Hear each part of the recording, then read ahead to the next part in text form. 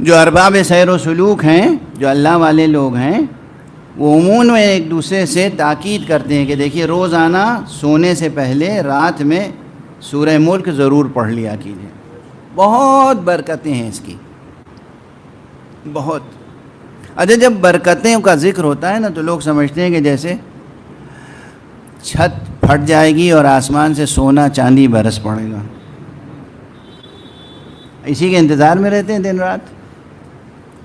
ایک بات اور عرض کروں، وہ برکتیں بھی دیتا ہے خدا، اصل برکت اندر، آپ کے وجود کے اندر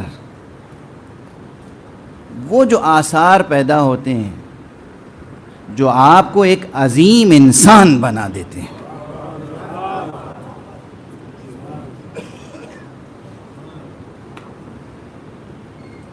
کون نہیں چاہتا کہ بڑا آدمی بن جائے، مگر بڑا آدمی کے معنی کیا ہے؟ بڑا آدمی کے معنی ہے کہ اس کا گھر بڑا ہو، اس کے پاس ماشاءاللہ بہترین گاڑیاں ہوں، ہیلی کاپٹر ہو، اس کے اپنے گھر کے آنگن میں ہیلی پیڈ ہو اور ہیلی کاپٹر رکھتا ہو۔ بڑا آدمی کا یہ تصور ہے دنیا میں، یعنی بڑا آدمی کا تصور یہ ہے کہ ڈونلڈ ٹرمپ ہو، بل گیٹ ہو، اس طرح کے نام۔ بڑا آدمی اسے نہیں کہتے، بڑا آدمی اسے کہتے ہیں جو اندر سے بڑا ہو۔ بڑا آدمی بڑا جسم نہیں، بڑا بدن نہیں، بڑا انسان وہ ہوتا ہے کہ جس کے اندر اللہ کی صفتیں پیدا ہو جائیں۔ یہ آ گیا نا بڑا سا جملہ، ہلکی بات ہو رہی تھی، اب ایک بڑا سا جملہ آ گیا۔ بڑا انسان کسے کہتے ہیں؟ جس کے اندر اللہ کی صفتیں پیدا ہو جائیں۔ ہمارے اور آپ کے اندر اللہ کی صفتیں پیدا ہو سکتی ہیں؟ ہاں بالکل ہو سکتی ہیں، اللہ چاہتا ہے یہی ہے۔ اچھا، وہ کیسے پیدا ہوں گی؟ اس کے بہت سے طریقے ہیں، جن میں سے ایک طریقہ یہ بھی ہے کہ احکام کی پابندی کی جائے، اللہ کا ہر حکم مانا جائے، انسانیت کے معیار کو برقرار رکھا جائے، بد اخلاقی نہ کی جائے، کسی کا دل نہ دکھایا جائے، ہر انسان کو سچی خوشی دی جائے، اور ان تمام سلیقوں کو پیدا کرنے کے لیے جو خاص وزڈم، جو خاص شعور، جو خاص سلیقہ پیدا ہوتا ہے، وہ سلیقہ پیدا ہوتا ہے اللہ کے کلام کو برابر پڑھتے رہنے سے، جن میں سے ایک سورہ ملک بھی ہے۔ اگر آپ یہ سورہ ملک پڑھتے رہیں گے مسلسل تو آپ کے اندر کا شجر انسانی شجر سایہ دار ہو جائے گا، خود بخود وہ شعور پیدا ہوگا، وہ نورانیت پیدا ہوگی، وہ روحانیت پیدا ہوگی، وہ تجلی دلوں پر پیدا ہوگی، اور آپ کے اندر صفات ربانیہ جلوہ بار ہو جائیں گی۔ خود بخود یہ سلیقہ آنا چاہیے۔ ہر کام کرنے کے لیے ایک ٹریننگ ہوتی ہے، ایک سلیقہ ہوتا ہے، تھوڑی سی تھیوریٹیکل معلومات چاہیے ہوتی ہے اور تھوڑی سی پریکٹس ہے نا۔ ہر کام چھوٹے سے چھوٹا کام کریں آپ، تھوڑا سا نصاب پڑھنا ہوتا ہے۔ اب بھائی ہوٹل مینجمنٹ کون سے بڑی قیامت کی بات ہے، مگر آج کل کورسز ہیں یا نہیں ہوٹل مینجمنٹ کے، کسی بھی چیز کا ہے، business management, hotel management, hospital management, ہر مینجمنٹ کے کورسز کتنے ہیں دنیا میں۔ اس میں تھوڑا سا آپ کو تھیوریٹیکلی نصاب پڑھنا ہوتا ہے اور بہت کچھ آپ کو سلیقہ سیکھنا ہوتا ہے۔ یہ نصاب بنا دیے لوگوں نے، ٹریننگ سینٹرز بہت ہیں۔ بڑا انسان بننے کے لیے جو نظری اور عملی درس چاہیے، وہ درس کہیں اور نہیں ملے گا سوائے قرآن اور عطرت مصطفیٰ صلی اللہ علیہ وسلم۔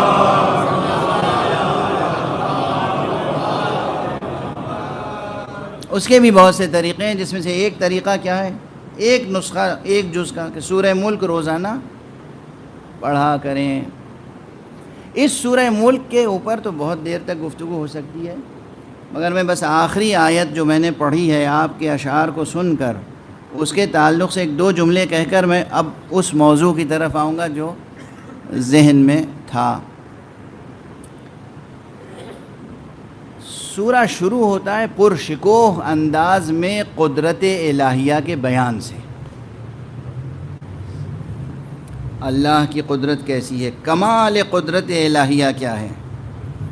تبارک الذی بیدہ الملک وہو علی کل شیء قدیر، برکت والی ہے وہ ذات، برکت والا ہے وہ پروردگار کہ جس کے دست قدرت میں ہر شے کا، ہر طرح کا اختیار موجود ہے۔ پرشکوہ انداز میں قدرت باری تعالیٰ کے بیان سے گفتگو شروع ہوتی ہے اور آثار قدرت کی طرف متوجہ کیا جاتا ہے، اور آخری آیت بالکل اس کی یہ ہے، ارأیتم ان اصبح ماؤکم غورا فمن یأتیکم بماء معین، کیا تم نے یہ سوچا ہے، یہ غور کیا ہے، کبھی فکر کی کہ جب تمہارا پانی زمین کی گہرائی میں جذب ہو کر غائب ہو جائے گا تو اس وقت دوبارہ تمہارے لیے زندگی عطا کرنے والا صاف و شفاف پانی کون عطا کرے گا؟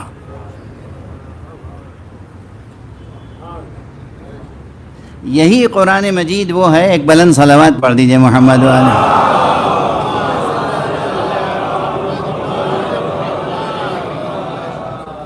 ایک اور بلند صلوات پڑھ۔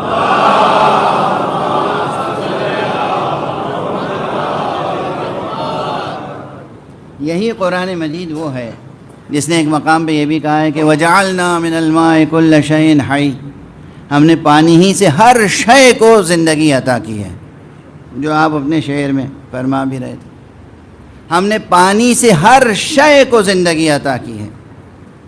یہ قرآن کا بیان ہے، اور پانی پر اور پانی کی عظمت پر اور بھی مقامات ہیں، لیکن یہ مقام جو ہے، کبھی تم نے غور کیا کہ یہ پانی جب غائب ہو جائے گا تو پھر کون ہے جو تمہیں دوبارہ پانی عطا کرے؟ زندگی بخش پانی۔ کیا آیت ہے؟ اس کے دو محمل ہیں، دو پہلو ہیں، توجہ برقرار رکھیے گا، جو اہل ایمان ہیں وہ بھی، اور جو حضرات، اگر یہاں کوئی ایسا بیٹھا ہے کہ جو دائرہ اسلام میں نہیں ہے، کیونکہ مجھے ڈاکٹر صاحب نے فرمایا تھا کہ کچھ ایسے حضرات بھی ہوں گے، سبھی طبقے کے حضرات ہوں گے، تو ان کے لیے بھی یہ غور طلب بات ہے۔ دیکھیے آج کل پوری دنیا میں پانی کا مسئلہ ہے، ایسا نہیں کہ نہیں، تو ظاہری محمل سے لے کر، یعنی ظاہری اس مضمون کے مصداق سے لے کے اور باطنی مصداق تک قرآن مجید کے ہر مقام سخن میں تہداری بہت ہوتی ہے، اور اس تہداری کو سمجھانے کے لیے میں اکثر ایک مثال دے دیا کرتا ہوں، آپ کے سامنے بھی مثال دے کے آگے بڑھ جاؤں۔ ماشاءاللہ یونیورسٹی کے جوار میں یہ گفتگو ہو رہی ہے، اور بہت ادبی ذوق رکھنے والے لوگ موجود ہیں۔ غالب آپ کی زبان کے شاعر تھے، اردو کے، غالب کے اردو دیوان کی معلوم ہے کتنی شرحیں لکھی گئی ہیں، شرحیں، تفسیریں،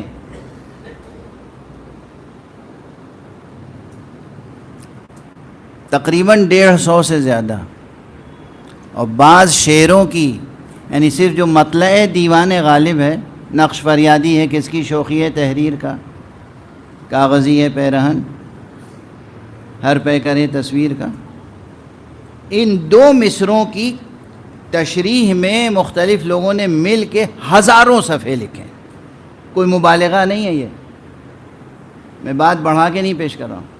اگر غالب کے دو مصروں میں اتنی گہرائی ہے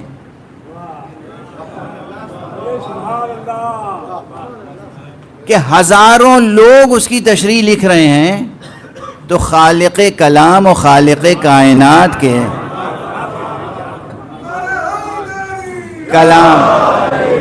کلام میں کتنی گہرائی ہوگی۔ اور ہمارے یہاں تو اس ایک آیت میں، ہر آیت میں آپ بسم اللہ سے شروع کیجئے. اب میں بس ریفرنس دے رہا ہوں شرما کے ندامت کے ساتھ. لندن میں پہلی رمضان سے لے کے 29 رمضان تک ایک سال میں تفسیر بیان کر رہا تھا، تو بسم اللہ الرحمن الرحیم کی تفسیر پہلی تاریخ سے شروع ہوئی اور 29 تاریخ گزر گئی، وہ تفسیر پوری نہیں ہو پائی. صرف بسم اللہ کی بحث مکمل نہیں ہو پائی. بسم اللہ الرحمن الرحیم کی تفسیر، وہ یوٹیوب پر تو آج کل ماشاءاللہ ہر چیز ہے، تو وہ تقریریں بھی ہوں گی کہ جس میں بسم اللہ کی بحث اس فقیر طالب علم نے شروع کی، اور 29 دن گزر گئے اور بسم اللہ کی تفسیر پوری نہیں ہو پائی. اور پھر یاد آیا کہ میاں تم کیا اور تمہاری حقیقت کیا.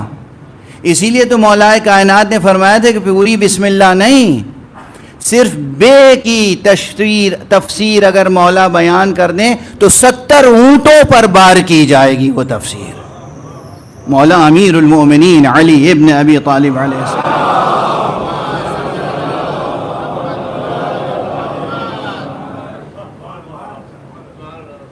تو بس دست ادب جوڑ کے آپ حضرات سے بھی گزارش ہے کہ ایک تو یہ کہ قرآن پڑھا کیجئے، پھر اس کے ٹرانسلیشنز بھی ڈیفرنٹ ٹرانسلیشن، ڈیفرنٹ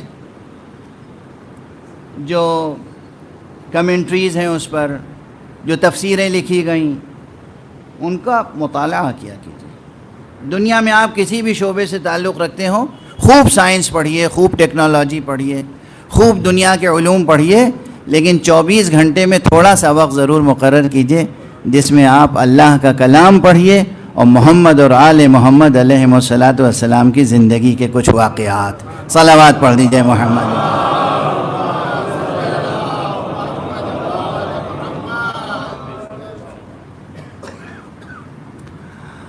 اور ایک بات اور ہے کہ یونیورسٹی کی تعلیم تو ختم ہو جاتی ہے، مدرسے کی تعلیم تو ختم ہو جاتی ہے، لیکن آپ کے ذہن میں کبھی یہ نہیں آنا چاہیے کہ میری تعلیم ختم ہو گئی. یہ دو درس ہیں نا، قرآن اور اہل بیت کا، یہ ہر وقت ہمیشہ تا حیات قائم رہنا چاہیے. 24 گھنٹے میں تھوڑا وقت ضرور مخصوص کریں جس میں قرآن اور کلام مصطفیٰ، کلام امیر المومنین علی مرتضیٰ، کلام امام حسن مجتبیٰ، کلام حضرت سید الشہداء ابو عبداللہ الحسین.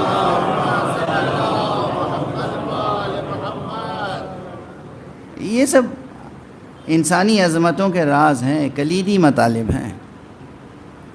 اچھا، اب میں جلدی سے یہ بات عرض کر کے اور اس موضوع پر آؤں جو چند جملے اور عرض کرنے. یہ جو آیت ہے دیکھیے، پانی کا ذکر ہے اس میں. کبھی تم نے غور کیا کہ جب تمہارے